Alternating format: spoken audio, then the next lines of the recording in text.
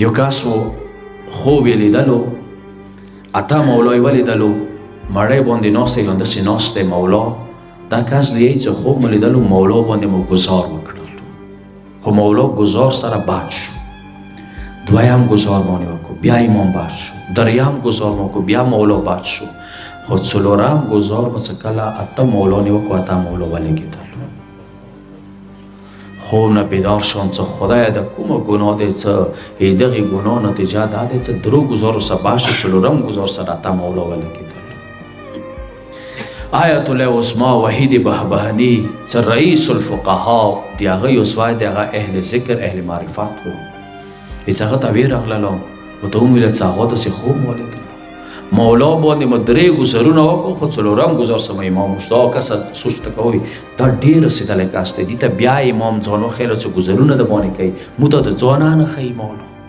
که اندوره خو برزخ کې ورته وي چې تاسې ویلي داسې کوم تاسې زه توره وشتی تاسې زوره زخمي کړی هغه بزرګوار ته ورته کو دا وایه چې حرام د امام ته لاړ بیا ته مولا ته ویله ویله څه شو که هلته خو د څه ګناه نه وي کړي ویله مولا هلته لاړ وم یوه ګناه راته یاد شو ویله کومه ګناه اوس که څه دا شي نه مو د حسا نه پرېږدي دی مو معاشرې اوس حسا جوړه شوي دی ځکه ډېر ښه شي نمونه کس ډېر د امامانو هغه نورانیات منعکسو خوبو کې و دا کا مولا سترګې بغړولې امام رضا د غالب د کا چې هغه سترګې بغړولې چې د مولا زیارت باندې دنیا خلک پڼ دي خو یوه جلکۍ مو ولیدله پیغله جلکۍ هغه جنګلې باندې لاس لګولی او ما باندې شیطان زورور شولو زه نږدې ویرغم چې هغه لاس باندې لاس کېږدم لذت ونه حاصل کړم جلکۍ باندې پوه شو لاس یې ما نه اوچت کړو بل ځای کې لاس کېږدم زه مخ طرف ته پسې راغلم بیا مو لاس کېښو هغه لاس اوچت کړو دریم ځای کې کېښو بیا هغه لاس اوچت کړو څلورم ځای کې خو څلورم ځای کې چې کله هغې جلکۍ لاس کېښو هغه لاس د پاسه ما خپل لاس کېښو څه شوله خبرې ته اده ورته کو چې خوا دا همدا ګناه وه چې درې وارې جلکۍ د نه لاس اس کړو مولا ګزار سره بار شو خو څلورم وارې چې تا نامحرمې باندې لاس کېښللو امام د وشتل ورشه اوس ما نه واورئ چې دغو موبایلونو کې د کومې ګناهانې چې مو کس شو څو وارې د مولا غشي سره وشتلو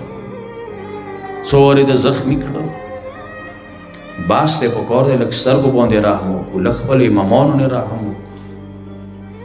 چې دا د غشي والا متمونه د کربلا ورو برداشت نه شو کوی خو په کار دی هغه د کردار والا د بدکردارۍ والا هغه غشي سره خو مولا ما سره زخمي نه شي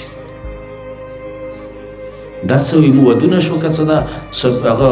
یولسو نه ونیسه انو نه ونیسه درو بجو پورې به تماشو ته ناست دي دا ځوانان لاړو سبیل المنزلونه دلته یو 15 منټه زیات ټایم واخلي چې وخت یې زیات واخیست ټایم ضایع شو چې یو مو د علي زهرا منونکي یو که مو یا بلې خلقاني منونکي یو په کار دی دغو شی ته مو سوچ وي